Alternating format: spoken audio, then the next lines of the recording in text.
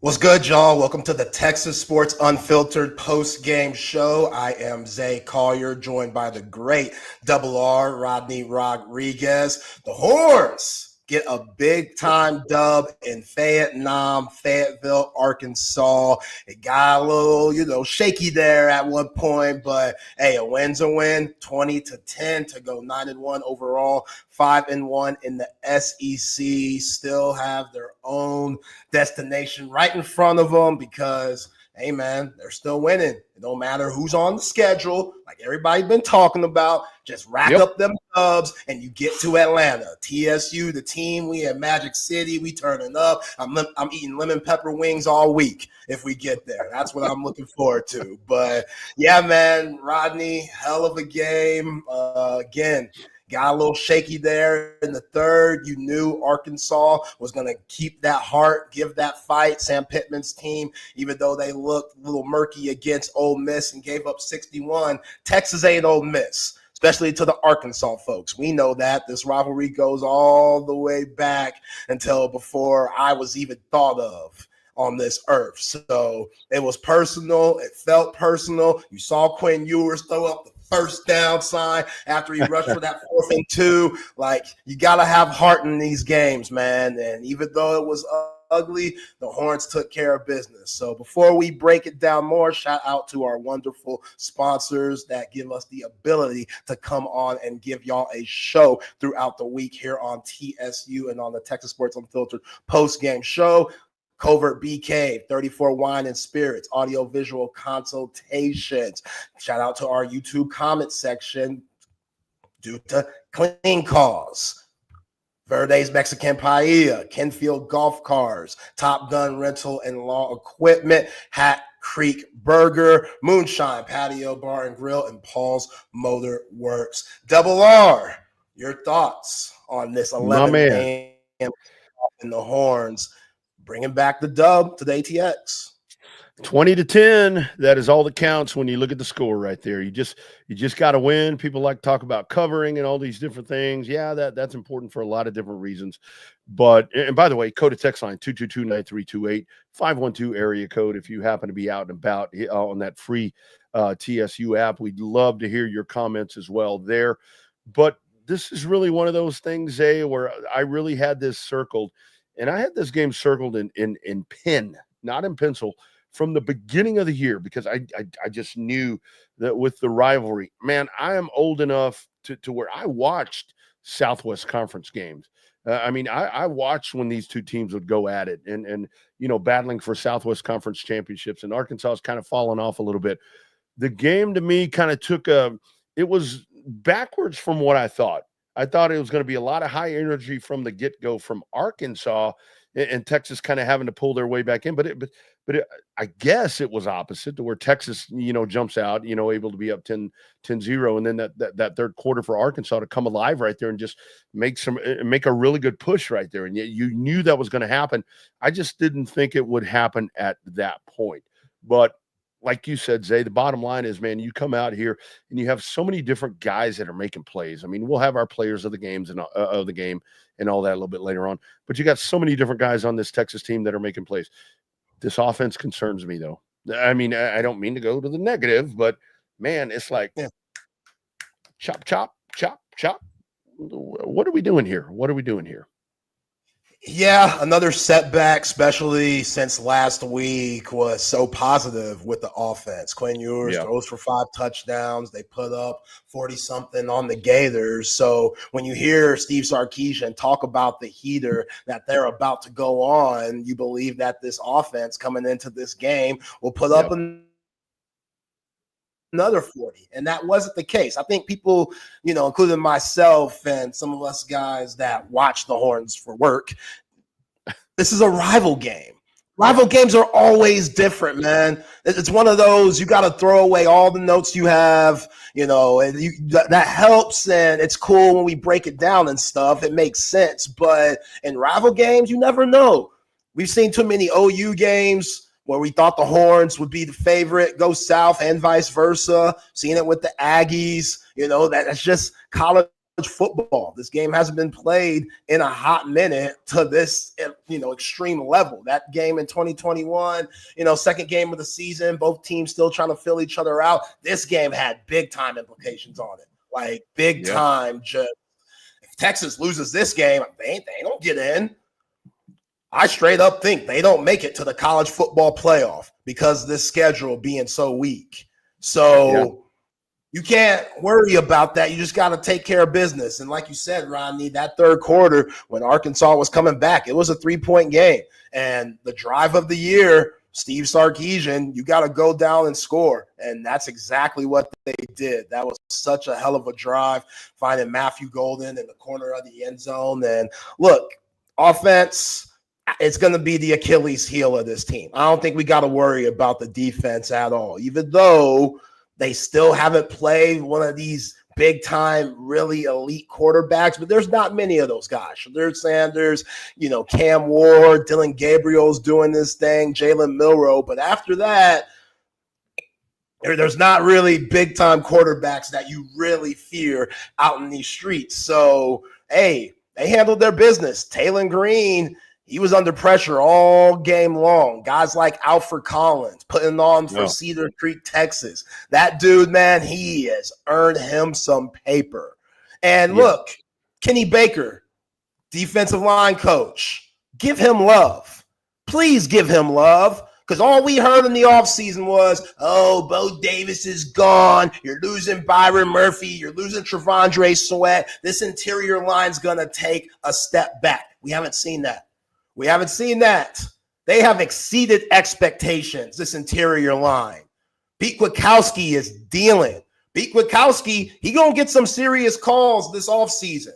We'll see how true he is to the University of Texas and buying into, this process. Because if he wants to become the head coach, them jobs going to be out there for what he's done with this defense. Jahdae Barrett all around the field. Everywhere you could possibly be, getting interceptions, making big-time plays, closing out on the ball. That one where it should have been a pass interference, Rodney, that's a reputation call because it's like, this is Barrett, number 7. He don't make mistakes like that. You get reputation calls when you make big-time plays. So even when you slip up a little bit and it should have been a PI, he was like a slight second there before the ball got there. The refs pulled it back. Because they were like, man, it's a bang-bang play. Number 7, he's just on that type of shit right now. He's on this Thorpe type of shit right now. Let's put this flag back in our pocket. This defense is absolutely money. Colin Simmons getting 2 sacks. Big Ocho, Trey Moore. Shout out to my guy, Coach 420. He has stepped up these last few weeks. This defense is so fun to watch, man. Ant Hill, just all of these guys. And it sucks because this offense, just give them a little bit more. Just give them a little bit more to make UT fans' life easier. And that's not the case. I think we're going to continue to get this roller coaster type season because, hell, even on your best drive, it almost went very sour. Jaden Blue almost coughing that thing up. Thank God he was on the sideline. Shout out to Stark. I need to apologize to Steve Sarkisian because I went at him last week. If you don't remember, I went at him about, not giving Quinn Ewers a chance to break the record with 6 touchdowns instead of 5. And then Sark came to the podium and he was like, but I don't want to mess with the football gods. Once you start going after the football gods and stuff, let things happen naturally. Football gods were looking down on you today. Because that ball goes to Arkansas and Jaden Blue. With Jaden Blue, you're on your Omar Epps program shit this week, carrying that ball all around campus. I know Bucky Gabo thinks that's absolutely bogus. I'm all for it. Jarrett Gibson did it. You're not too big for it either. But football guys were looking down on you. You made enough plays to win the game. I get it. Arkansas, they're not even bowl eligible yet. But this is a rival game. That same Arkansas team beat Tennessee even when Taylor Green went out and they brought in Makalai Singleton. So they got it in them. We saw today Andrew Armstrong, he was making plays. Thank goodness Bobby Petrino didn't realize, let's just run our offense through Andrew Armstrong in the first half because the game might be different. But I am really proud of this Texas team today. They showed me some serious grit. It ain't always going to be pretty. Everybody wants to take Doms home, Rodney. Everybody wants to take the Halle Berrys and the Seanie Sweeneys home. Sometimes you got to take home that 5. Sometimes you got to take home that 5. That 5's good too. That 5 could be a good time. You know what I'm saying? That's what I'm saying. Today was a 5 game, and you still won.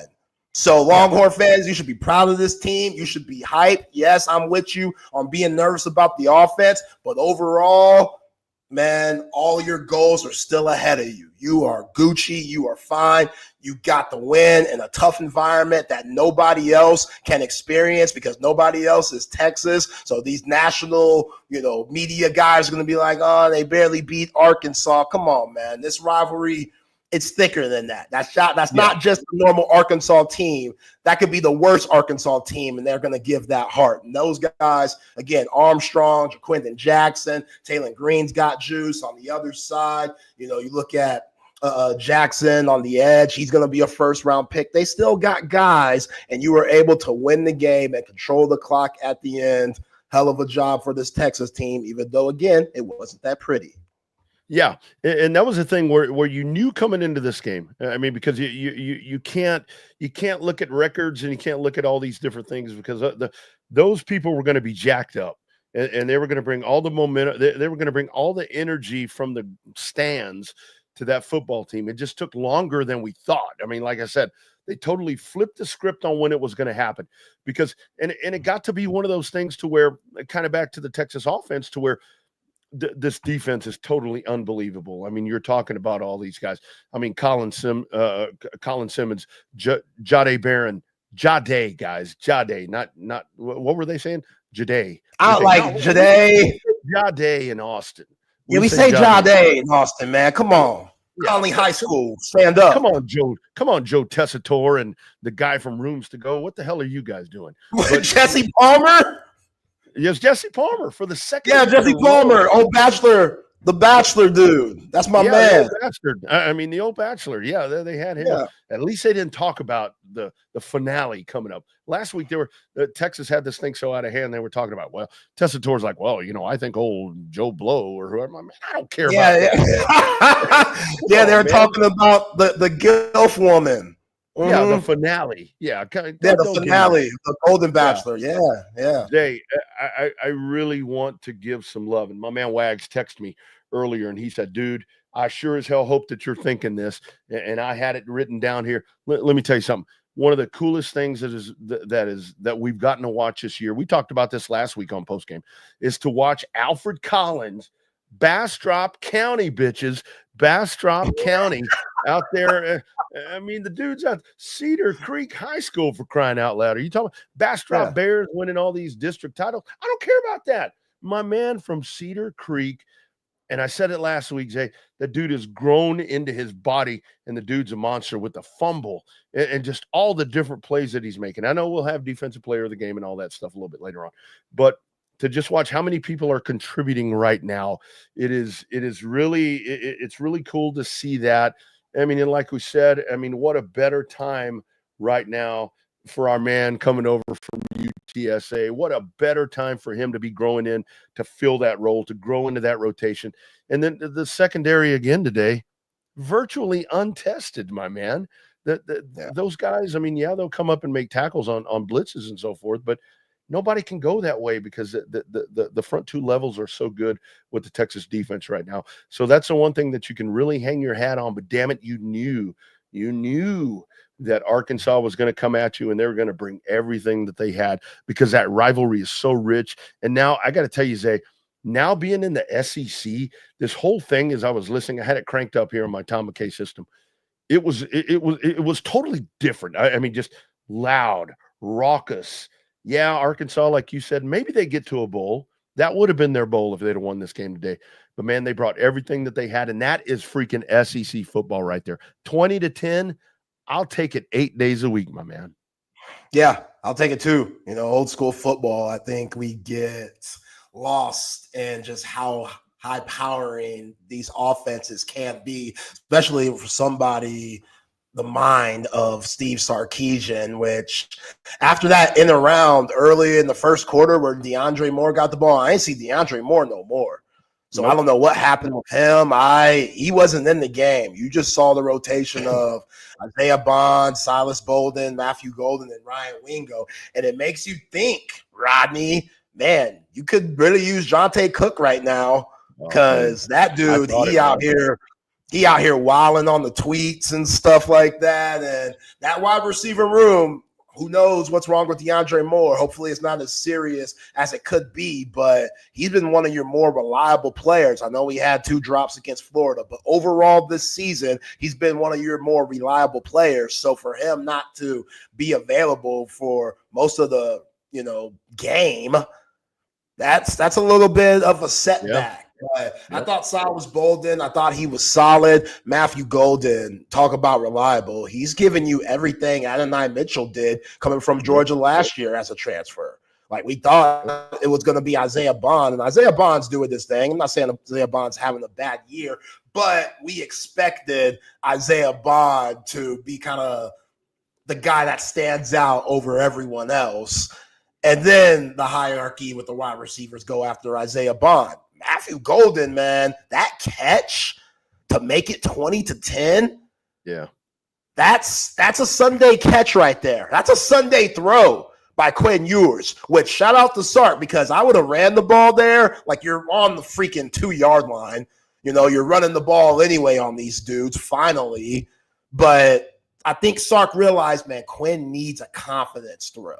Yeah. He needs a throw that's really gonna pump him up and make him feel like, yo, man, you're still the man. The haters came out today about Quinn Ewers. It wasn't the best stats. You look at the stats, man, nothing flashes for you. 176 yards, 20 for 32, 2 touchdowns. He tripped over himself on one of those sacks. I think he, got caught up and got his feet caught up trying to look down the field. And, Quinn Ewers at times, especially early on, he could struggle, and then it seems like once the game starts flowing, he starts to become more comfortable. And there were no wow throws today, but he was making the right decisions.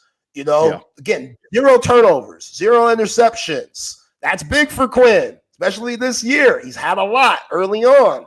So for him to avoid that, stay locked in, and that 4th and 2, that really showed me something. That was a hell of a call, because why the hell would they give it to Quinn Ewers right here to ice the game? And, don't lower your head. Damn that, Rodney. You know what I'm saying? Do that. What are we talking about? Get the yardage. Lower your head. Excuse me. Don't juke. Jesse Palmer was like, he needs a juke or slide. Nah, man, this is Arkansas, Texas. Lower that damn head. Let them know. We here. We came in y'all's house. Walk in your trap, take your trap. Whatever the hell that song the kid's saying now. Stick your chest out. He threw that first down up. I got so hype on that. I usually don't get hype. I usually try to stay professional, even in the comfort of my own crib. But that play, that got me fired up, because Quinn Ewers, he doesn't show emotion very often. That's a huge knock that people try to give him. I wish he could be a little more fiery. I wish he could have that Tom Brady, Mahomes. They just run down the field before the game and yell at the crowd and stuff. Everybody has their own way of being successful. Let him do him. All the adversity, all the Arch Manning talk, just stick to business, man. It's not always going to be pretty. You got the job done. No turnovers, 2 touchdowns, and you got to win. What more can you ask for as a Texas fan? I totally agree. And the thing with Quinn Ewers, because, we sit here and we watch X and we watch the different things. And, it's like, okay, let's go to the other guy, whatever. No reason to do that. You never trailed in this game. You didn't trail in this game. You have to remember, like we talked about, Arkansas is going to give you everything they have at their place. This means a hell of a lot to them. It means a lot to Texas too, but it means a hell of a lot to them, because Texas is coming back into their territory, into their conference where they've been, and it was and great. They played a great game, but when it goes to Quinn Ewers, I think Quinn Ewers, what we've really watched with this guy, kind of the same thing with Carson Beck.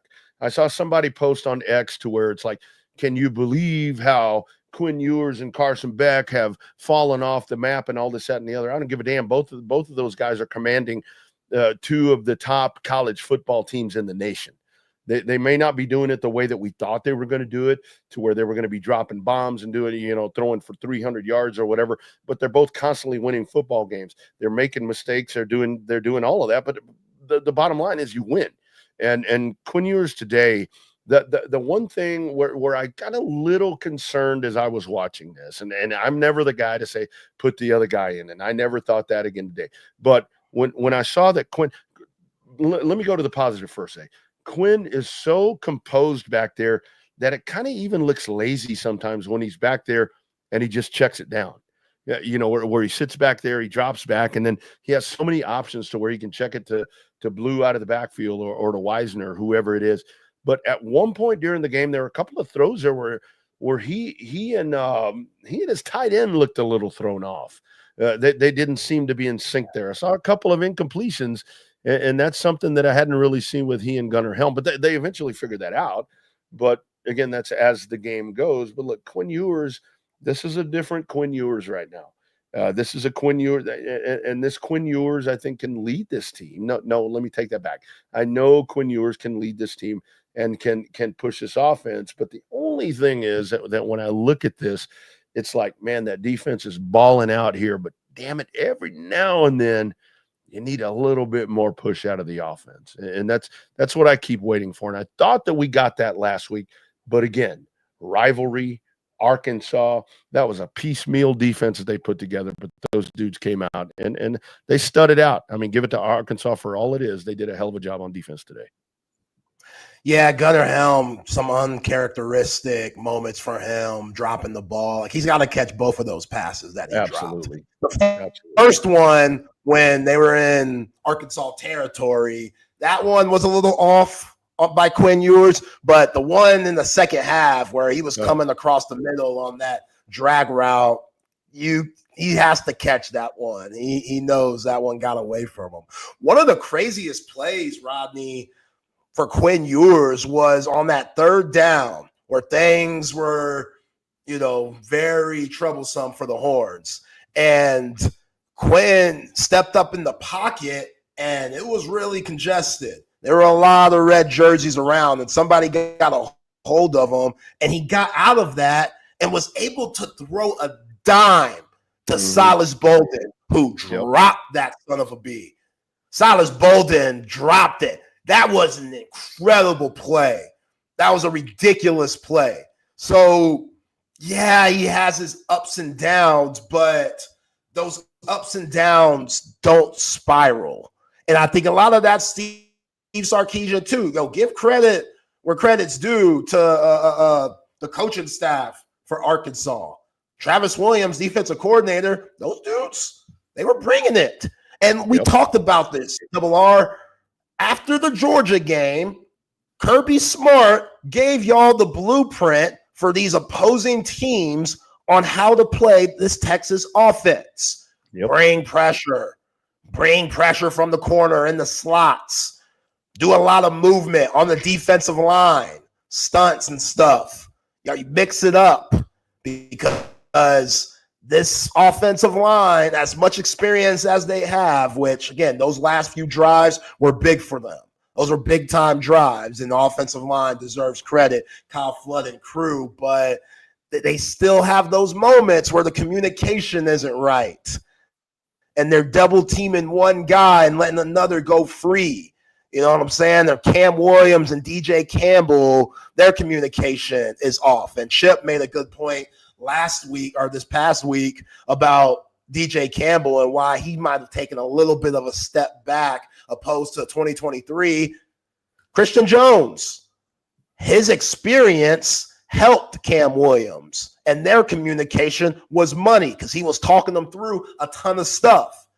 You know what I'm saying? Or DJ Campbell, Christian Jones helped DJ Campbell to where Cam Williams, he's still figuring things out himself, even though he'll probably be a first-round pick if he enters this draft. Like, those measurements, unheard of. That's exactly what the NFL wants. But his experience and communication I don't think is there at times. And this running back room, as talented as they are, Travian Wisner, Jaden Blue, Jared Gibson, they have their flaws also. You know, Travian Wisner, he'll get in those situations where you should be going north and south, but he tries to make something out of nothing when nothing's there. Sometimes you just got to take those 3 yards in front of you and go down. But trying to make it, you know, trying to make a 3-yard game into an 8, I love the enthusiasm. I love the heart, but sometimes it's not smart football. And there was that one instance where this goes to Quinn Ewers. He should be better. And this is why Longhorn fans get after him. You're in a 2nd and 4 in the first half. And Quinn Ewers drops back, and instead of throwing the ball out of bounds to where you live for another day and it becomes 3rd and 4, you throw it backwards.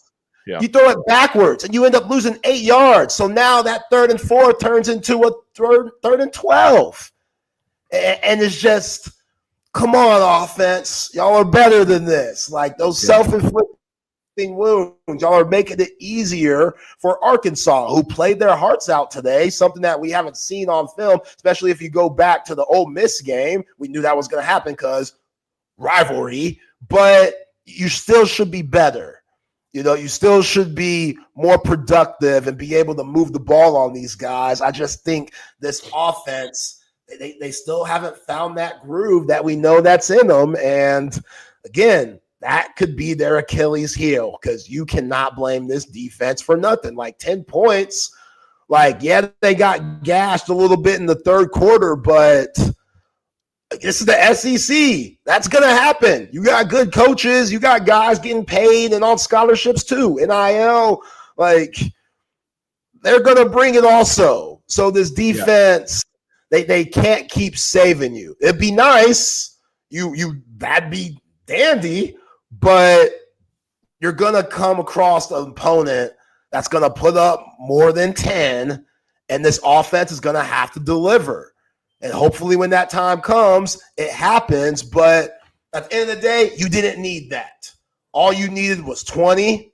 They only allowed 10, and you end up getting the dub. Texas Longhorns get the win in Fayetteville, 20-10 to go 9-1 overall, 5-1 in the SEC. And that's the thing, Zay, I think a lot of this is to where what we saw last week with the offense, to where the offense really was. I mean, that offense was churning. I mean, doing what we expect it to do. I think that's where maybe a lot of this, that where we look at this, maybe some of the disappointment, but where you have to go back to, because I saw there on the Clean Cause, YouTube chat line, to where it goes back to, Quinn with the lack of throwing stuff down the field. And again, that goes back to depending how the defense is going to play you. If the defense is going to drop everybody back, it's really going to inhibit your opportunity to do that. And there's no reason to at that point, because kind of back to what I was talking about earlier, when you get in that scenario right there, when you've got dudes coming out of the backfield, and that's where Quinn does kind of look at times kind of lazy back there, where he just kind of sits back there, surveys the field, and kind of sidearms and dumps stuff off, because he doesn't have to go downfield, because they're giving you all of that space underneath to where you can use Wisner and these guys and Blue out of the backfield and Gunnar Helm. But, this is where even with last year that the run that Texas went on after losing to Oklahoma, and you kind of had the plate all set in front of you to where it's like, okay, every week is a playoff game. I don't give a damn who you're playing. I mean, this week it happened to be Arkansas. Next week it's Kentucky. The week after it's going to be A&M, and that's going to be a real playoff thing right there. Kentucky's going to come in here, and they're not going to lay down at DKR next week. Like you said, they're going to bring you everything that they have. Any team in the SEC, you can, when people sit here and say, well, Mississippi State is no good, Arkansas is no good, Oklahoma is no good. Bullshit. If you're in the SEC, you've got really damn good athletes. I mean, you've got good athletes, and they're capable of playing at a really high level. The other thing that I did like today, this was a clean game. When we talk about the Clean Cause YouTube channel, there were 4 penalties in this game, Zay. Each one had 2 penalties. That's, in a rivalry game like this, as kind of spicy, the word I like to use, as it got there in the 3rd quarter, that's when I was waiting for holding. PI got missed. There should have been one in there because that was definitely a PI right there that you talked about. But I think for everything that went into this, it's a really, really clean football game. And look, the Jaden Blue fumble. I mean, yeah, Jaden Blue's got some fumble issues, but damn it, when you're on a course like you're on right now and going back to last year, every now and then, Zay, you got to have a little bit of luck. And that's right. You were damn lucky. You were damn lucky right there. You talk about fundamentals, you talk about X's and O's and adjustments and all this. Every now and then, that luck. You need that luck. And that Jaden Blue, because think about this, Zay. If Arkansas would have converted a turnover, because that was the push right there for Texas, that ended the game essentially to me, responding to what Arkansas had done. If Arkansas had gotten the ball right there and kept that momentum, I think we might be talking about a different result. Oh, yeah, absolutely. It's 13-10 at that time, and you need to score, and that was the drive. That took their heart out of it. Those fans, about under 10 minutes to go in the fourth quarter after you put 20 on the board and then 10, just kind of what this defense has showed overall, they were going to find another stop somewhere. And that's where Alfred Collins came up big with the strip fumble on the wide receiver, which Jaden Blue, come on, bro. I knew he was going to fumble. Once he got to the promised land and could see that end zone, I was like, oh, here we go. I just see it too many times. Once you break, these guys are fast too. You better hold that thing tight. Yeah. Like you carrying an infant.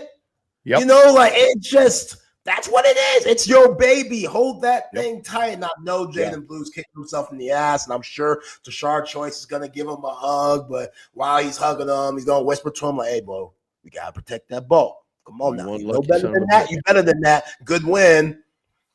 Let's go get something to eat and go home. But, yeah, you're right, Ronnie. You got to have a little bit of luck. They had that. And, yeah, this win, all you could ask for is a win. I don't care. I didn't think they would cover. I thought they put up more points than 20. I had the score being 31-24, but I had it felt a lot like the game that I thought it was going to be. And I was going to be hard-nosed, tough, not easy, not a blowout. The fans being there, the whole game pumped up, nobody leaving early just because of what this Texas team's shown me.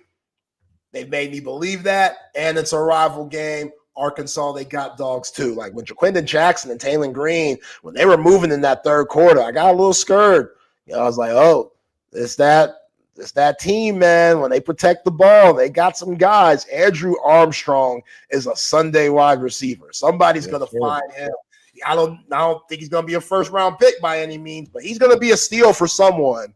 Like that dude is going to get a second contract. He is solid. And again, thank goodness Bobby Petrino didn't realize, let's just let Andrew Armstrong take over this game. And the adjustments would have been made on the other side if the Horns would have solved that. But if you're going to leave freshman Kobe Black out there, all right, they're going to test him. He's a freshman. You have to. Jahdae Barron's playing way too good to keep trying to test him.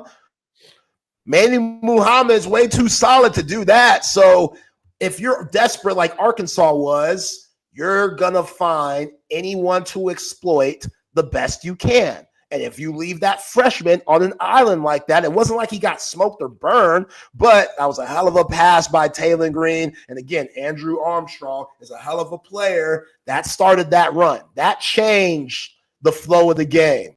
Before the Horns scored that touchdown to make it 20-10, that was the play. If Arkansas would have won that game, that completely changed the game because Andrew Armstrong, he went back-to-back on those touchdowns. They kept driving. The ball almost hit the ground one time. He still caught it. That's just dodged the bullet. I think Bobby Petrino's going to go back and be like, damn, man, maybe if we would have just, stuck with our main wide receiver who's one of the top in the SEC, things would have been different instead of trying to do so much RPO, option stuff and keep it with the quarterback. But yeah, Colin Simmons, Trey Moore, Anthony Hill, Alfred Collins, Jermaine Lole, so many different guys to name. They were all over that running game. All over it. Arkansas couldn't do really anything. And they had 82 yards. You'll take that any day. And most of those yards came in the third quarter. Yeah. And that's what Sam Pittman wants to do. He wants to run the football. You didn't allow them to do that, so they were playing out of their comfort zone. And that's what this defense has been about all year. Again, I could care less about who they've played at this point. Maybe that might come back to haunt them later on. But right now, your next few quarterbacks, Brock Vandagriff, Marcel Reed. Marcel Reed scares you, but with the way this defense plays running quarterbacks, he don't scare you that much. You're going to have to do a little more than that. Connor Weekman might scare you. I don't want to jump too far ahead, focus on the Wildcats coming into town next Saturday for senior day. But these running quarterbacks, that's why if you play the Alabamas maybe in the future, as good as Jalen Milroe is, I don't think he's seen a defense that can fly around and track the ball like this Texas defense. So don't want to get over my skis, Rodney. I want to get over my skis. Want to stay in the moment. The football season isn't long enough to not stay in the moment. Horn fans, even though it was a nervous wreck type game today, hey, be happy. Basketball starting in an hour or so. Go watch that. Enjoy the dub. Enjoy the victory. It was a hell of a win, even though it was ugly. And 20-10, 9-1 overall, 5-1 in conference play. If you ask any Longhorn fan before the season if they take that with a chance to go to Atlanta for an SEC championship game and to get really good seeding spots in the college football playoff, I think they take that, Double R.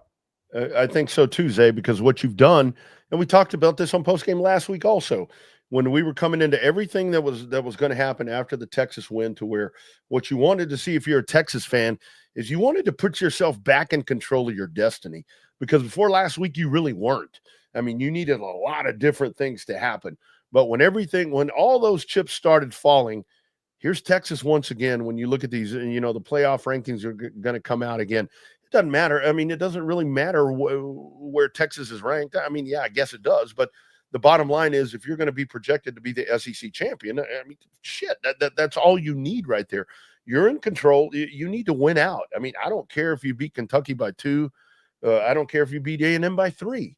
As long as you win those games, you're going to charter that course. But here's the other thing, because I thought throughout the week it was going to be one of those things where Texas had the advantage here, because it was going to be the Arkansas strength, because like you said, Pittman wanted to run the ball. I mean, there's no doubt about it. With Jaquindon Jackson, he wanted that dude to try to muster up and be able to run the ball against that immovable, and I'll say it, a movable front and backers there of what Texas has.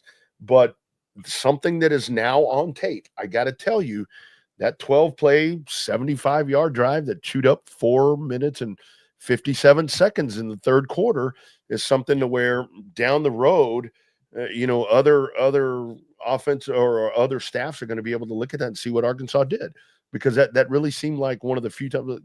Get Georgia out of the way. I mean, that's just a whole different scenario. It seemed like Arkansas figured out a way they really could grind this defense just a little bit. And, that's something moving forward. I think the bottom line here is that we go back to, Zay, it's like, offense, give us something. I mean, and it's like, it's there. I mean, it's really there. It's like you're just kind of waiting for it to wake up. You know what I mean?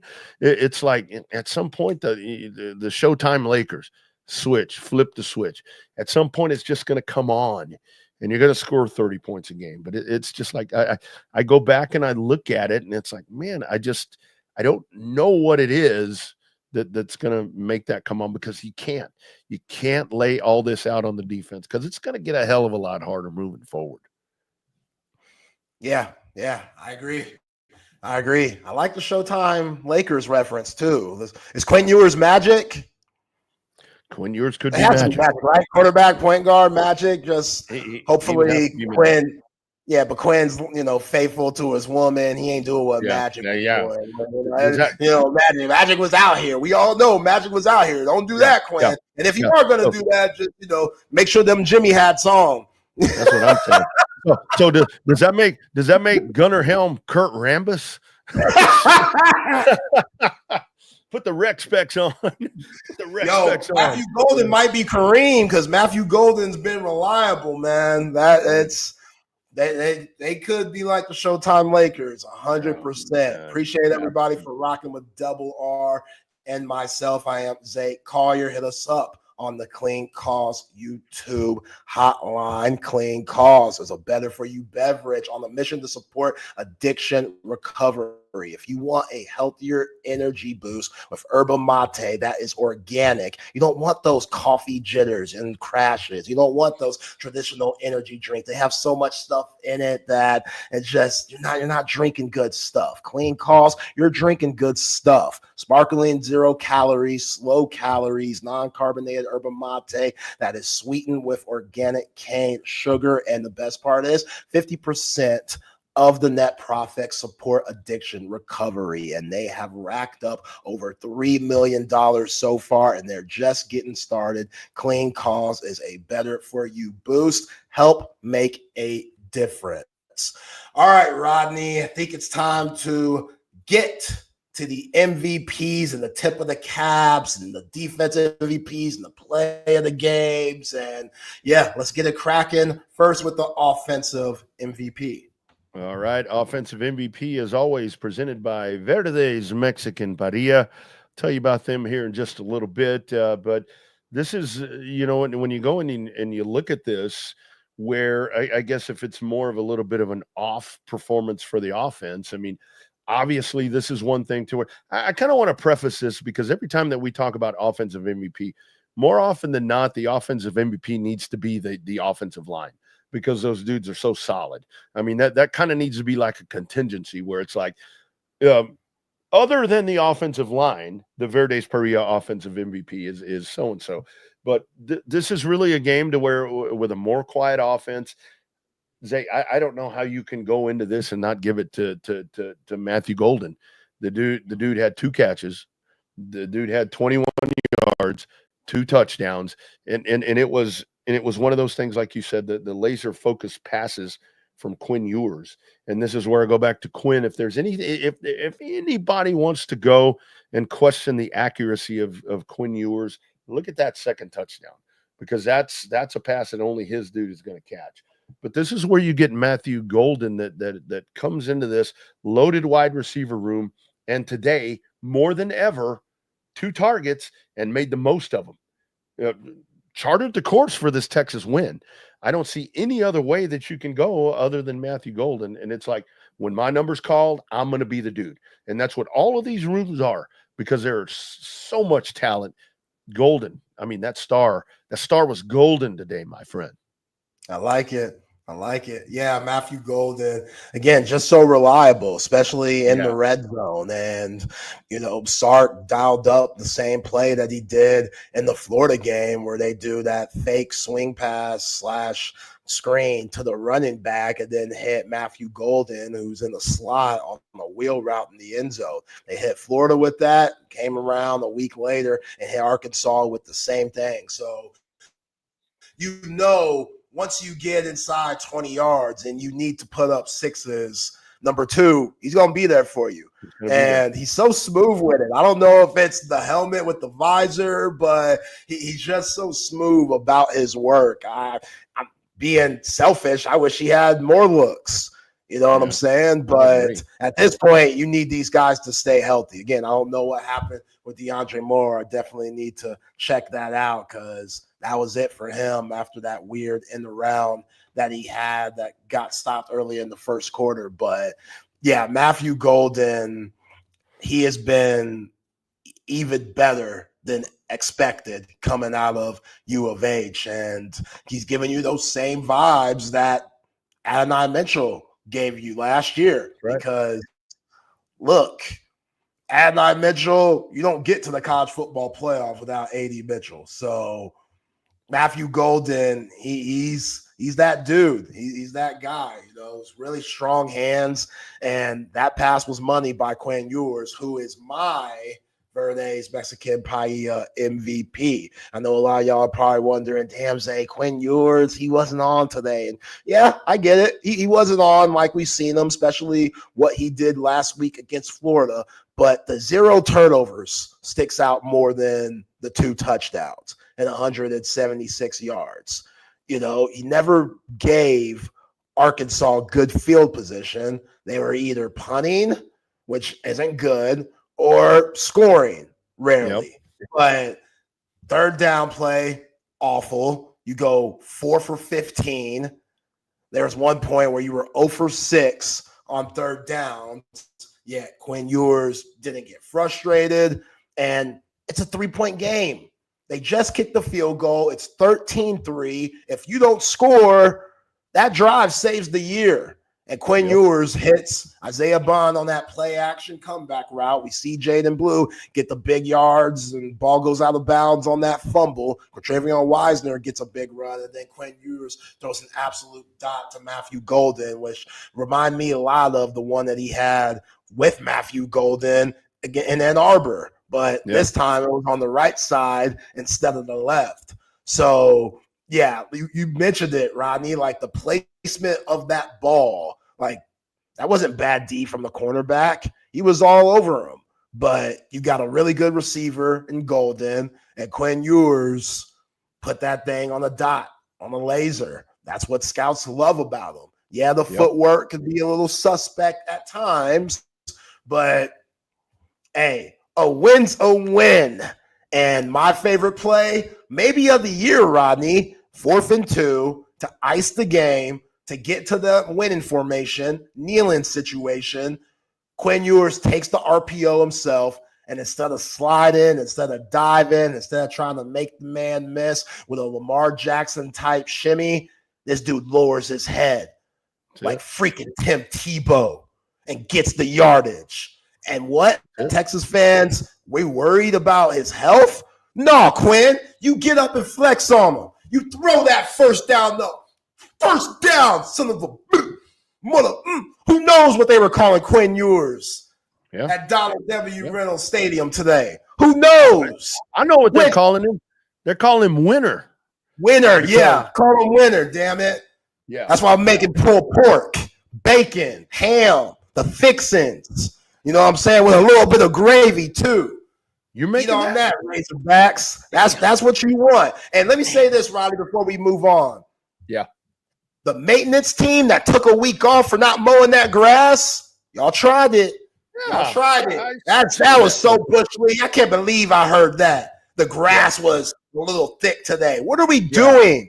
Just to slow down the speed? You know that's what they were doing.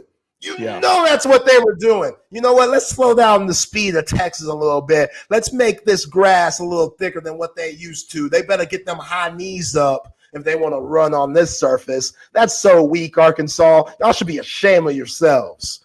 Ashamed of yourselves. Now, a part of me is like, yo, I respect it. Anything to win. This is the SEC. This is a rival game. If you got to get petty, if you got to lowball somebody, I respect it. But that just makes this victory that much sweeter. You dig? That much sweeter. You know what? Sam Pittman was like, you know what? Take the week off, maintenance team. Take the week off. We're good. We're good. Y'all need a break before Thanksgiving and stuff. Take the week off. Go hang out with your family. Y'all get a bye too. Everybody got a bye this past weekend for Arkansas. Maintenance team in the stadium, not mowing the grass. I can't believe they said that, man. That was so weak. And I got to tell you, Zay, that where I was talking earlier about Texas playing Arkansas again, that's another great point right there where I'm so glad they're playing that Texas plays Arkansas again, because it's that kind of shit. I mean, you can go back and look at this rivalry. I mean, everything. And you know, I wish that I would have gotten to do a show with you this week at some point this past week, because what I wanted to talk about, you could talk about Texas and Arkansas football rivalry and everything that it's been. Man, I want to talk about Nolan Richardson. I want to talk about Tom Penders. Just wait till basketball comes around. Remember Nolan Richardson over at the drum throwing shit around? It's like, okay, that's when it's really going to get spicy. So just that kind of shit right there. And let's see what happens in Aggie land. Ain't no telling what those people. Who knows? They probably plotting right now. But you know they are. You know they are. You know they're going to be trying to figure out something. Offensive MVP on the Texas Postgame Show here on Texas Sports Unfiltered, presented by Verde's Mexican Parrilla, located on Hamilton Pool Road off of 71. Verde's Patio serving up an extensive menu of all your traditional Mexican and Tex-Mex, because there is a difference, and I've learned the hard way. I went to Mexico and I'm like, give me an enchilada. They're like, we don't know what that is. We have no clue what that is. There's a difference. Traditional and Tex-Mex. They've got a beautiful indoor dining area. It's cool right now. Date night. Got to take the honey out. It's a really cool place to do that. A great place to dine in or take out. And they can host your party and cater your next event as well. Next time you're in there, be sure and mention Texas Sports Unfiltered. They're going to hook you up with one of those amazing amazing appetizers. Free 99 right there at Verde's. Go see them. It's Verde's Mexican Parrilla, located on Hamilton Pool Road off of 71. And they present our offensive MVP each and every postgame here on TSU.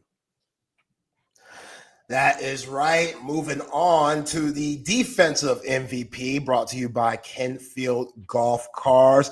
I feel like there's a few guys to choose from here, Rodney. A lot of guys making plays out here. Again, only 10 points allowed. I always got to show love to the coaching staff when they do it like this. Pete Kwiatkowski, Johnny Nansen, and what he's brought to this team in the linebacker room, and just overall with some of the things that he brought from the West Coast and Arizona. Kenny Baker, I'm so happy for that brother, man, because he had a lot coming in. A lot of, people just thinking that, hey, you ain't Bo Davis. People had a certain love and passion for Bo Davis, especially after his rant, after that horrible showing in Ames a few years ago. But Terrence Joseph, Blake Gideon, this defense has been money. The Kenfield Golf Car MVP on the defensive side. Rodney, who you got?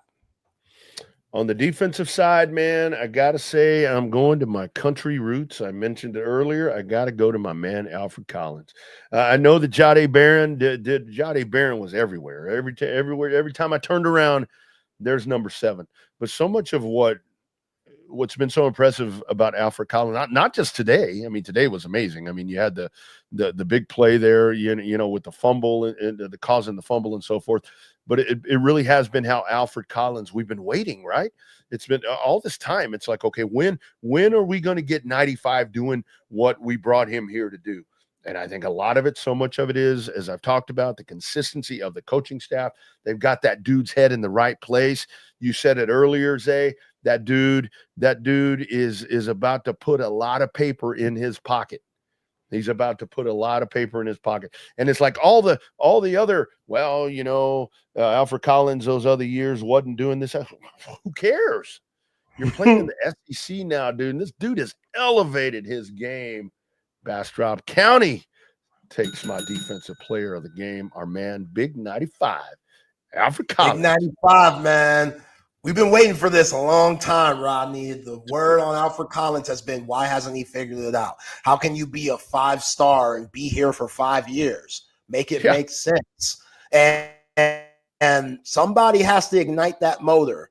I give Kenny Baker a lot of credit for that. And maybe it just took 5 years for Alfred Collins to figure it out, but I'm glad he did. He kind of figured it out in a better season because they need that. And that play that he made to ice the game and to completely take the Arkansas fans' hearts out of it, hey, that's what it's all about. But I'm going to give it to another Central Texas native, and that's Jahdae Barron, man. Right now, I think they should be polishing off the Thorpe Award for him and getting ready to put his name on it already, even though we have 2 weeks left in the season. SEC championship awaits also. But, when he changed his number for 23, he said, you know what? I ain't trying to be like Mike. There's too many people trying to be like Mike out here. That don't even make sense. Let me be somebody that was a legend and that won the award and that won a national championship. Somebody that he looks to as a mentor in Michael Huff.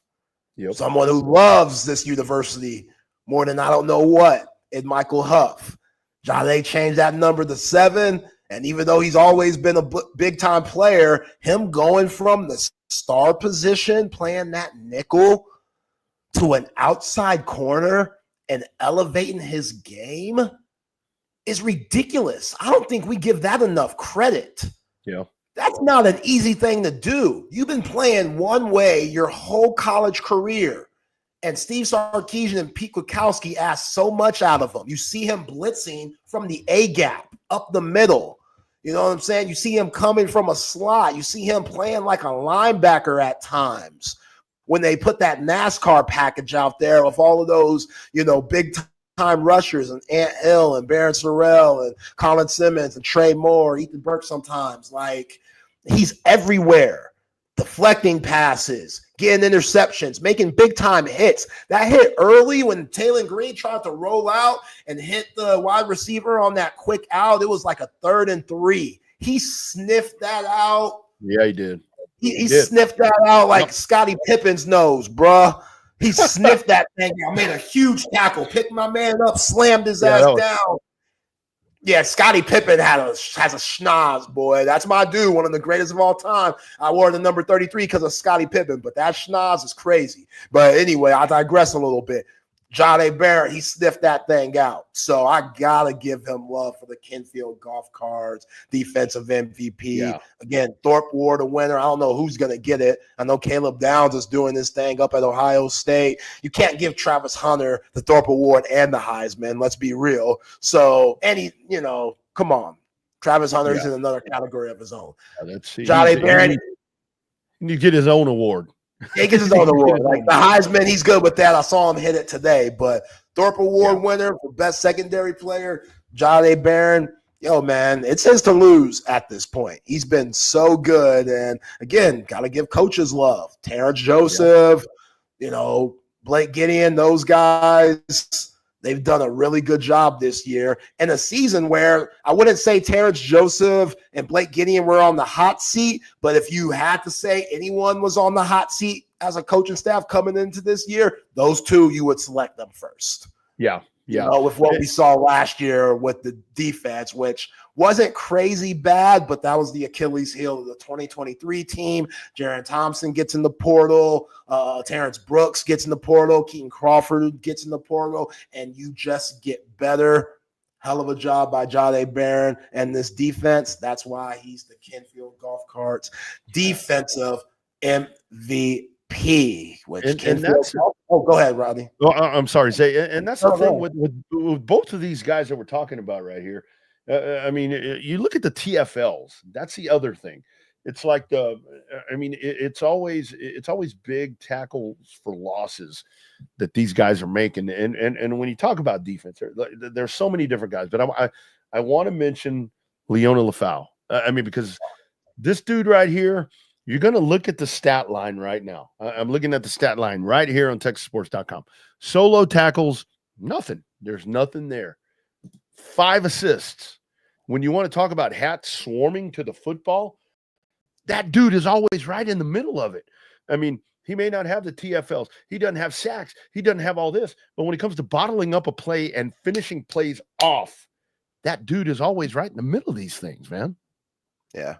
Yeah, they're so deep on every level. Absolutely, all those guys, they stay fresh because of the rotation at every single spot. It is very impressive. But yeah, the defensive MVP brought to you by Kenfield Golf Cars. If you are in a market for a new or pre-owned golf cart, hey, we got you covered at Get Kenfield Golf Cars right around the corner, founded in 1979. They just have so many different golf cars to your use, whether it's new or used, any type of golf car ideas, big, small, doesn't matter. They'll take care of both. So if you want an existing golf cart to add something to it, or if you want to build your own, Kenfield Golf Cars is the way to go. So check out their website at kenfieldgolfcars.com. And if you want more info, call the crew at 512-258-8515. That's 512-258-8515. Kenfield Golf Cars. All right, Double R, time for the tip of the cap, which goes to the opposing player that impressed us the most. Brought to you by Top Gun Rentals and Law Equipment. Who you got? This was, I think obviously you go to Taylor Green. But I'm not going to. That kind of seems to be the dude that you would go to. Because I mean, that's a big quarterback. I mean, that's a big dude. I mean, those strides that dude has, man. You know, I don't want to sit here and compare him to a great Texas quarterback in any form or Please fashion. don't. Chip did that and I almost closed my laptop. Yeah, no, I I'm not actually almost going to lost do that. it. I was real professional. I you know, Chip was like, Collier looks like Vince Young. And I was like, yo, man. You know, I'm not actually going to say that. I'm not going to say that, Zay, but I will tell you this. And again, I only mean this just looking. He kind of runs like the guy that used to quarterback the 49ers that they threw out of the NFL. When he runs, like Kaepernick. Whoosh, whoosh, whoosh. See, that sounds better. That sounds better. Yeah, give him that. Looks like a deer, man. And he put that team on his back. And I mean, I also, I mean, this isn't my pick, but I would want to give a tip of the cap to the defense to the defensive unit because they're beat up and they bottled up. I mean, they bottled up this Texas offense pretty good, man. But I got to go to Jaquindon Jackson. And that's where a lot of times when dudes are a part of the Texas program and they go off and they do different things, Malik Murphy, you know, anytime I get a chance to fly a Malik Murphy flag, I'm going to be doing that because that's a dude where I want him to do well. I mean, he left here on his own terms and did whatever. But when you go back and you look with Jaquindon Jackson, only 56 yards today against this defense. He averaged 5 yards a carry, and none of that. I mean, we're sitting here talking about all the stalwarts in this defense at every level. None of that is given. So the fact that on 11 carries, he was able to get, 5 yards and he scores on that drive when the momentum totally was going back the other way for Arkansas, man. It's hard to not give a tip of the cap to that dude because he came out and he ran the ball and he went right at this defense. And it wasn't so much that his offensive line was giving him things. A lot of it was second effort, whatever you want to call it. Dude toted the rock. I mean, long of 5 and 5 yards a carry against this defense. Pretty damn impressive, and I'll tip my cap to that dude anytime.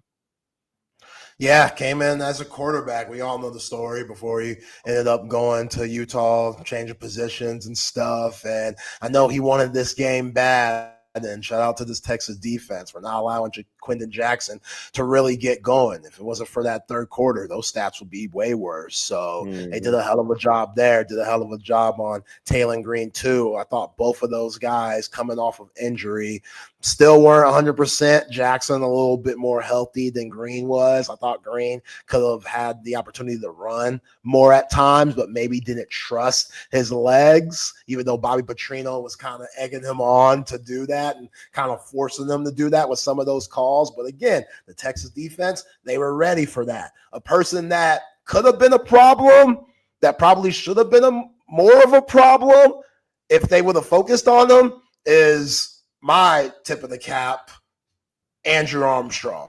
That dude, 6'4", 220. That dude, again, he's a Sunday wide receiver.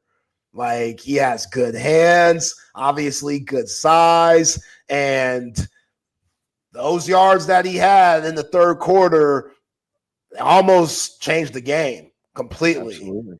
You know, the dude ended up with only 6 catches, 74 yards, but if they would have gotten him going in that first half and maybe allowed the passing game to open up the run game a little more, then who knows? Because everybody else for Arkansas, like I said, you're not worried about him. You know, the homeless looking tight end, Haas, whatever. He's good and stuff, but he's dealing with back problems. Yeah. But other than Armstrong, everybody else, nah, man, they're rump roast.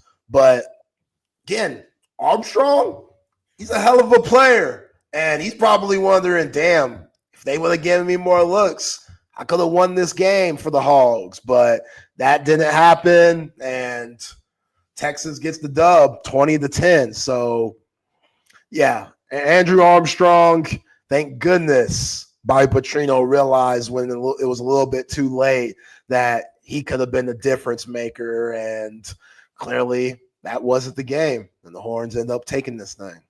Yeah, you go and you look at him and Sategna. I mean, they both had, a 25-yard play. I mean, so there were opportunities there. I mean, they just weren't able to capitalize, and that's great. I mean, this just goes back to how good this defense is at every level. Tip of the cap presented by our friends at Top Gun Rentals and Lawn Equipment. Man, they are here to help you with any task that you may have. And of course, we're in the change of seasons right now, so there's different things that you may be looking to do outside, whether it's a garden or it's your yard, whatever the case is.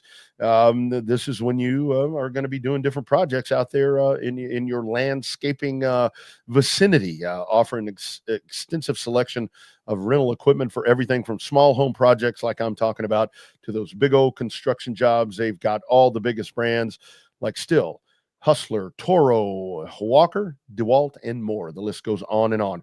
Our main man, Brandon Mars, and his team will hook you up with whatever you need to do to get the job done. They are Austin's #1 source for all your equipment and rentals, sales, and supplies, and it's been that way since way back in 1996. 2 Austin area locations, one in Town Square up north, up my way, and of course the other one down south out in Hayes County over in Buda. Check them out at topgun.net. Top Gun will shoot you straight, and they present our tip of the cap each and every post-game show to the opposing player that caught our eye that we tipped the cap to. That's right. Texas gets the win 20-10 to go 9-1 overall, 5-1 in the SEC over the Arkansas Razorbacks. He is Rodney Rodriguez. I am Zay Collier. Now let's get to the offensive play of the game, brought to you by Hat Creek Burger. Not as many as we would like to choose from. We've talked about that a lot here on the post-game show about this offense and how inconsistent they can be, but there are a few that we could choose for our offensive play of the game, brought to you by Hat Creek Burger. What you got for us, Double R? Zay, we talked about Golden and, the 2 touchdowns there that he had. I mean, obviously, there's your production right there.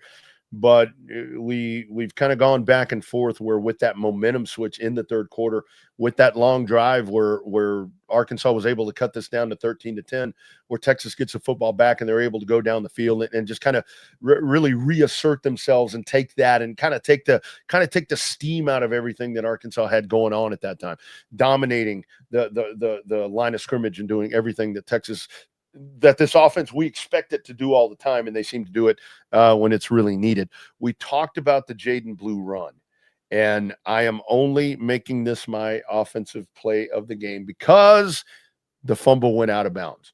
But that play right there, the run, the luck, this is the luck. Look, a lot of it too, have offensive plays of the games for different things that you have to have. You have to have that luck factor. That was a dominating run right there, and that is the Jaden Blue that I think that we all long for to have, to really take a hold of this damn running game and establish it and take the running game, take this room and make it yours. You've got Wisner that goes in there and does what he can do, but that run right there from Jaden Blue just really, it was a gut punch to that defense. You kind of saw the steam come out of them after that. Obviously, you go in and score. Yeah, the ball fumbled, he fumbled, went out of bounds, whatever. It's still Texas football. But that was a run right there that really personified to me what Jaden Blue can do for this team if he can just hold on to the damn football, which it didn't matter because it went out of bounds. But that is my offensive play of the game in a very long-winded answer, Zay. No, that was a hell of an answer, and that was a hell of a play by Jaden Blue. Another big play, which isn't my Hat Creek Burger offensive play of the game, but on that last drive where it's 3rd and maybe 12 or so, and you get Jaden Blue on that screen pass, and he gets the first down to keep moving the chains and keep eating up that clock. That was huge, which leads to my offensive play of the game, which goes to Quinn Ewers. 4th and 2. Nobody's expecting you to keep the ball on the RPO. He does. Instead of sliding, instead of diving, he lowers his shoulder just to let Arkansas know, yo, we're bringing the smoke too. This game is personal to us too.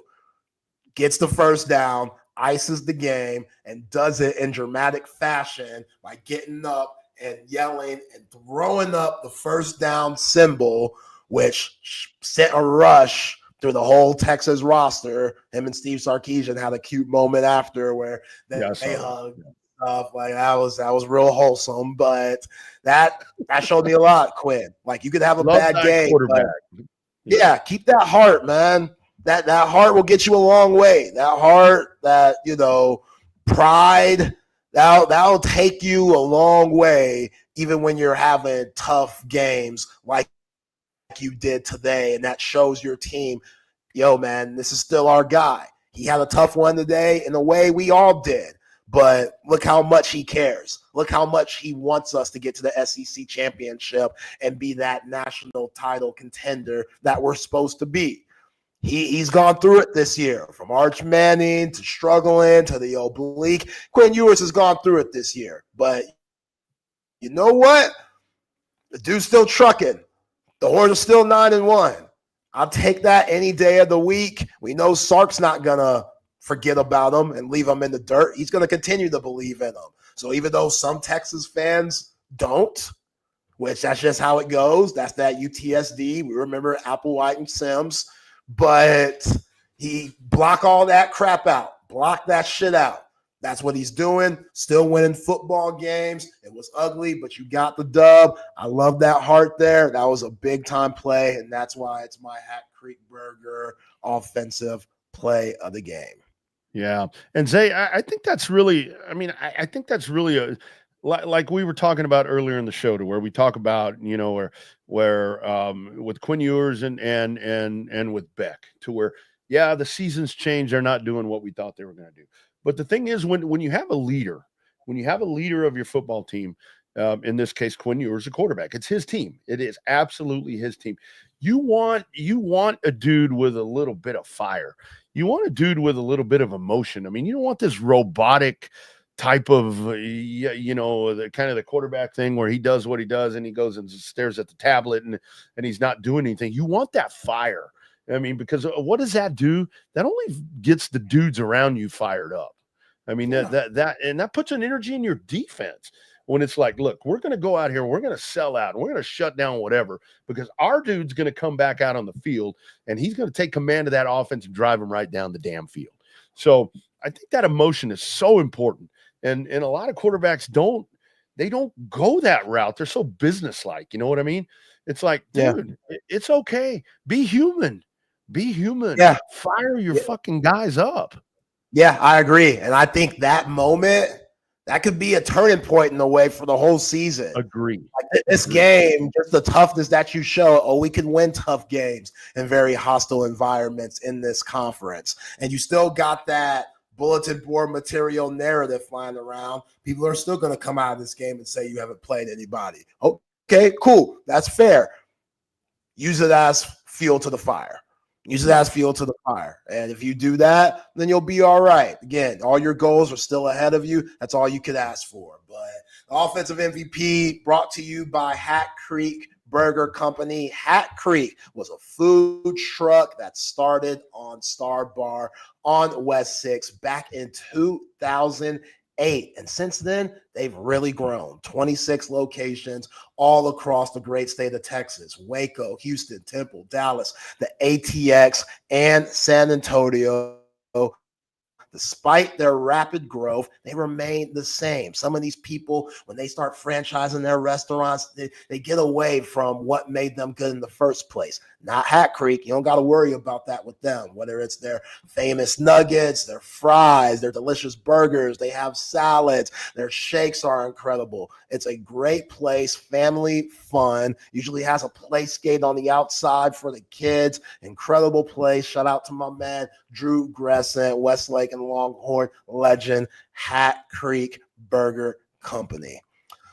All right, Double R. Now it's time for the defensive play of the game. And just like the offense, there's quite a few to choose from, which makes our job a little harder, but that's why we do it here on Texas Sports Unfiltered. The defensive play of the game brought to you by Moonshine, Patio, Bar, and Grill. What you got? Very early on, just like it was for me last week when we did this. Early on in this game, I mean, you expected. We talked about the rivalry and everything, and Arkansas came out. Offense came out a little slow. You had the 3 and outs and so forth, and obviously the defense over on the other side taking care of business. What they did with Arkansas, but we talked about Jahdae Barron all over the field all day long, and he did it early and often. I mean, every time you looked around, there's number 7, and I think that really, again, like you had like last week when I talked about the 4th and 1 at your own 25, where that was something where it really seemed to shift the game and kind of maybe woke up both units a little bit. Man, I think the Jahdae Barron interception early on there in the first quarter was a play that you had to have, because it did seem like you were just kind of sleepwalking. I mean, you come out slow, and you can give that to the home field advantage and the rivalries and all the different things and everything that Arkansas is going to bring at you. But I think that single-handedly right there was where Jahdae Barron, with that interception and the way that he made it, for crying out loud. I mean, how he was able to stay focused and still pick that on that play. It really set a tone to where I think it maybe woke up Texas just a little bit and kind of energized them. And you need that in a rivalry game, and you need that when you're kind of sleepwalking a little bit. A play like that, and the other part about it, Zay, to me, what it really did for Jahdae Barron is he made that play in the form that he made it, not only changed the aspect of the game early on, he said, this is going to be my football game. I'm going to dominate this football game. And he totally did. I mean, for me, that was huge. Early on, I know in the first quarter, but I'm so much about that early momentum, and I think Jahdae Barron put this team on his back with that play.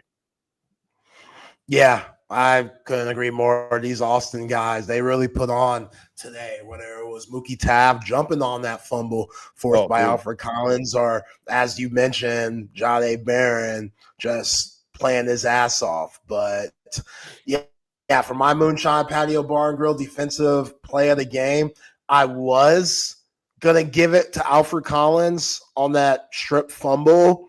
You know, the game was 20-10 at the time. That definitely sealed the game and iced it. You know, Quinn Ewers obviously lowered his head on the 4th and 2 after. But rewind a little bit back to Arkansas's drive before. And they were driving, and they get in the red zone, and it's a first down, and Taylon Green runs that RPO action and keeps it. And here comes LBJ alum, Austin, Texas native, Andrew Makuba, flying from the safety spot and makes a huge tackle before Taylon Green could really even get upfield.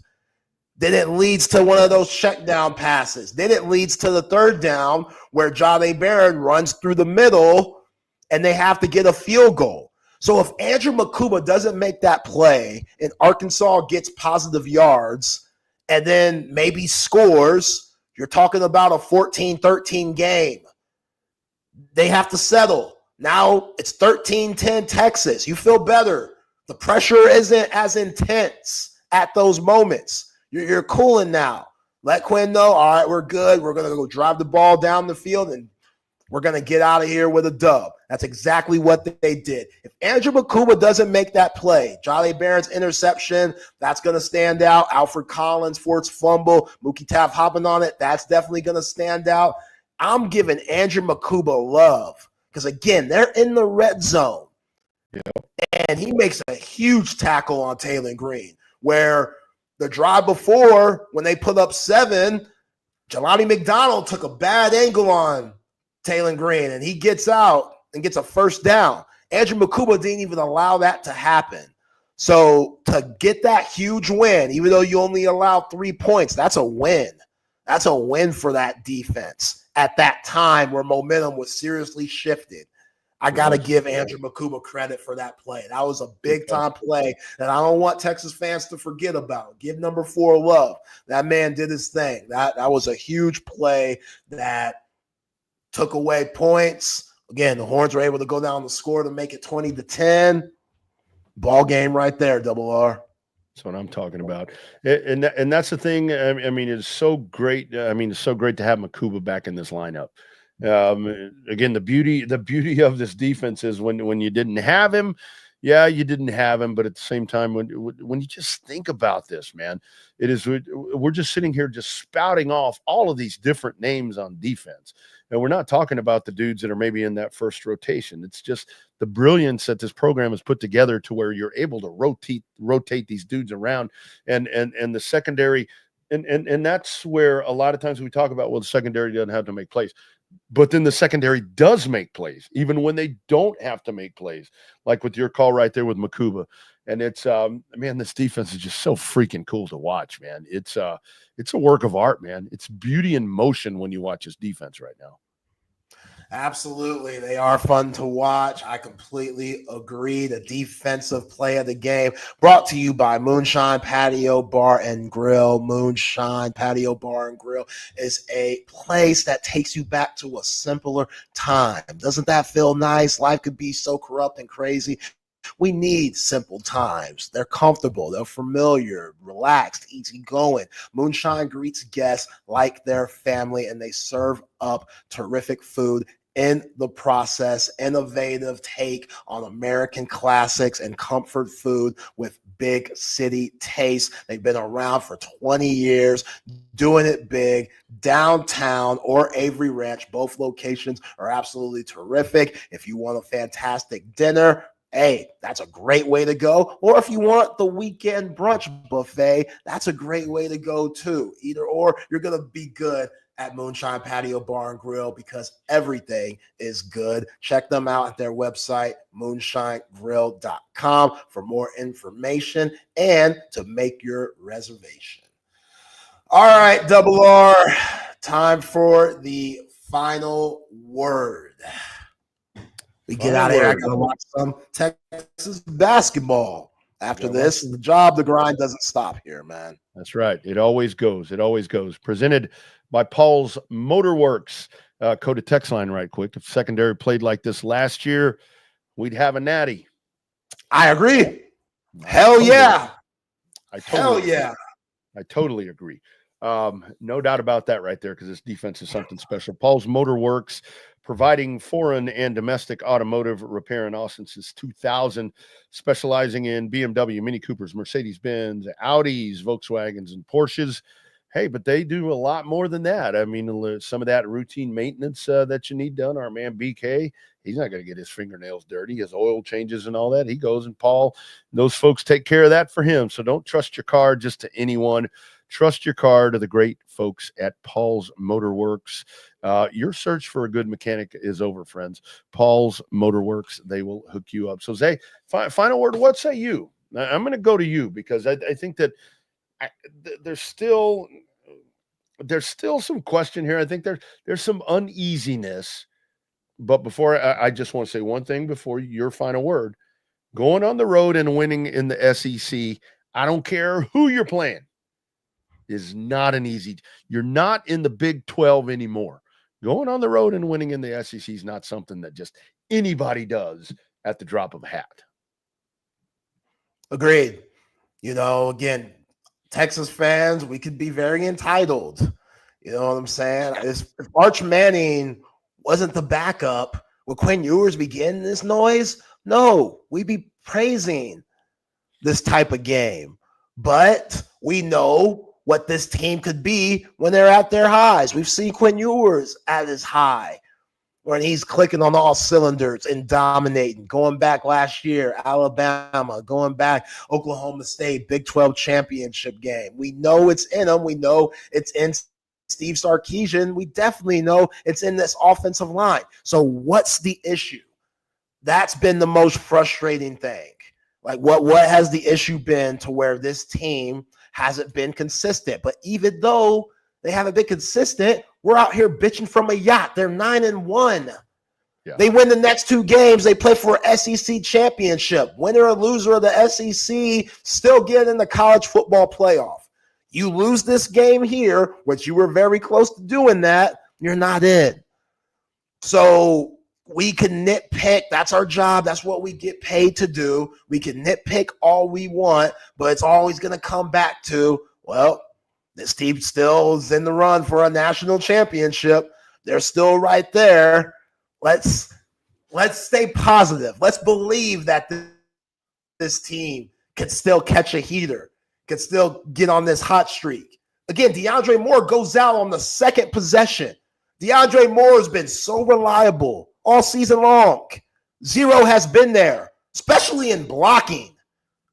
He's been good catching the ball. I know he had those two drops against the Gators, but his blocking is better than anyone in that wide receiver room. So that leaves, and now you're dealing with a different adversity.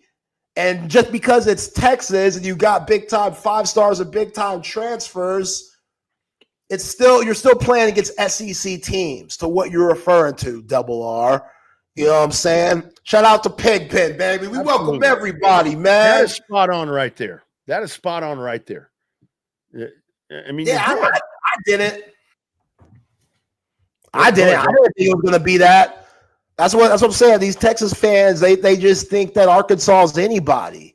No. You know what I'm saying? Like, blowing out that Oklahoma team, I get it. They're horrible. But in that game, blowing them out the way you did is still very impressive. That game's in a different category in itself. We know that. Same with this game. Playing on the road, them fans were nuts. Pigpen knows. You know what I'm saying? Like, and look, there was some big dudes on the offensive line for Arkansas. Texas, those guys were just ready. The game plan was money. I don't think Taylor Green's 100%. I think that played a part of it. Jaquindon Jackson's just now coming back. Arkansas has their own issues, but you get a double-digit win on the road in the SEC. Every SEC team will take that shit. They'll take that. Those are hard to come by, no matter who you are. Vanderbilt, South Carolina, Missouri, don't matter. Those are hard to come by. Relish it. Enjoy it. Don't look too far in the future, because that's what we're all looking at. We're looking at, man, if this team puts on this performance against an Ohio State, against an Oregon, against an Alabama, if they had to play them, probably an L. But that's why there's a lot of games left to play. And Gunnar Helm's not going to keep dropping passes like this. You know what I'm saying? Like, this, I get it. I get the negative Nancy treatment. That's just what it is. Like, when you have a team that has high expectations all the time, that's a blue blood in this game, you're going to have fans like that. Yeah. Hell, they were trying to get Kalen DeBoer out of there right after the Vanderbilt loss. Gone. Kick his ass out. He ain't Saban. Who the hell is this guy coming from Washington? Alabama looks like one of the hottest teams in the nation. Does anybody want to play the Crimson Tide? I don't. I want to avoid them as much as possible. If they get to the SEC championship game, that's a terrifying game. But they figured it out. After Georgia, after Vanderbilt, they're starting to figure it out. So Texas, they could do the same thing. It's in them. It's there. We've seen it. We know it. They just got to stick to the plan. They got to stay positive. They got to get guys even more healthy. You got to like where you are still. Even though it was roller coastery today, you got to like where you are. Yeah.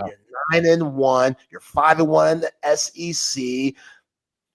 Hey, you can Horn fans, I would start looking for hotels in the ATL.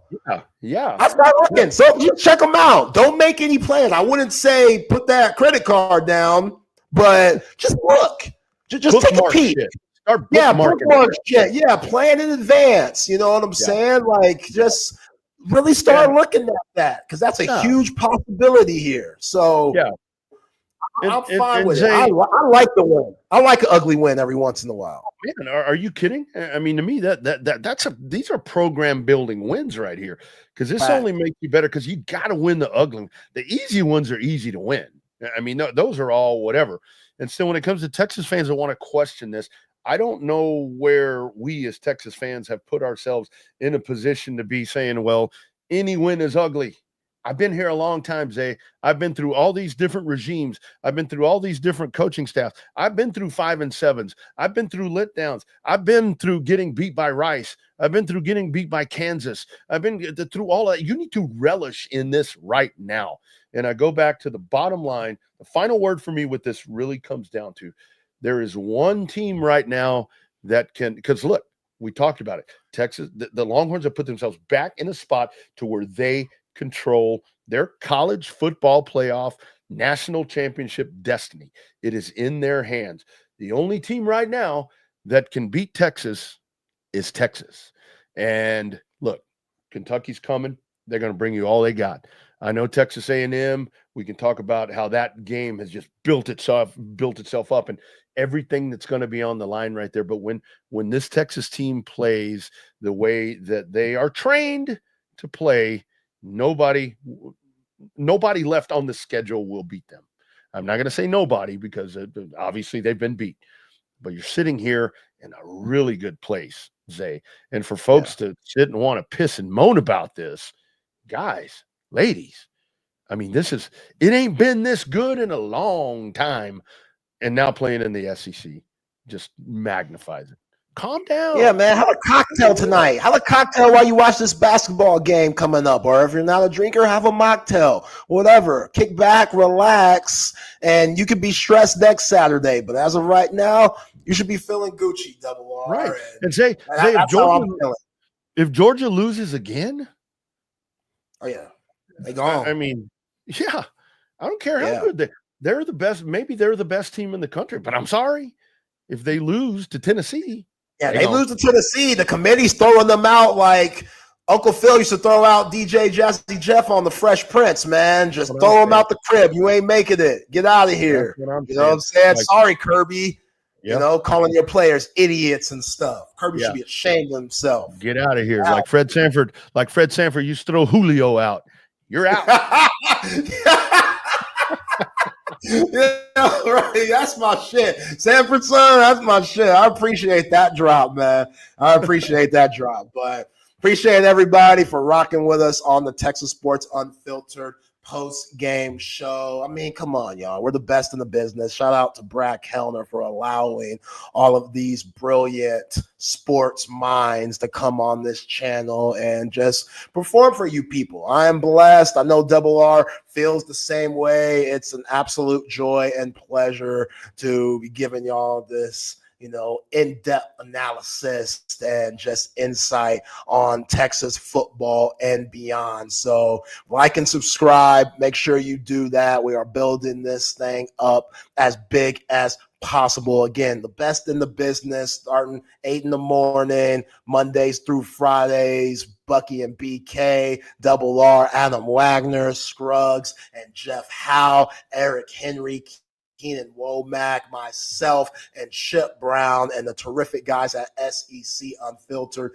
Dave Shoemate, Chris Phillips, Cole Thompson. I mean, where are you going to get that? And we have fun while doing it. That's the most important thing. We have fun while doing it. We love our jobs and we appreciate you guys. So until next time, he is Rodney Rodriguez. I am Zay Collier. The Texas Longhorns get the dub to go 9-1, 5-1 in SEC play, 20-10 over the Arkansas Razorbacks. Kentucky next week, next Saturday, 2:30 for Senior Day. I might cry on Senior Day, man. No, Johnny Barron, Alfred Collins, maybe Mookie Tab, all of these big-time players, man.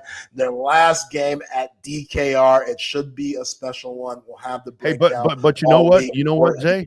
You know what, Zay? Yeah, me too. We're gonna lose some good ones, but you know what? There's some good ones stacked right there behind them. It's a good time to be. That's right. That's right. That's it. That's the luxury of being at Texas and this coaching staff recruiting the way they've done and going in the transfer portal and bringing guys and making them fit that Texas culture. So until next time, folks, again, he's Double R. I am Zay Collier. Appreciate y'all. Y'all be cool.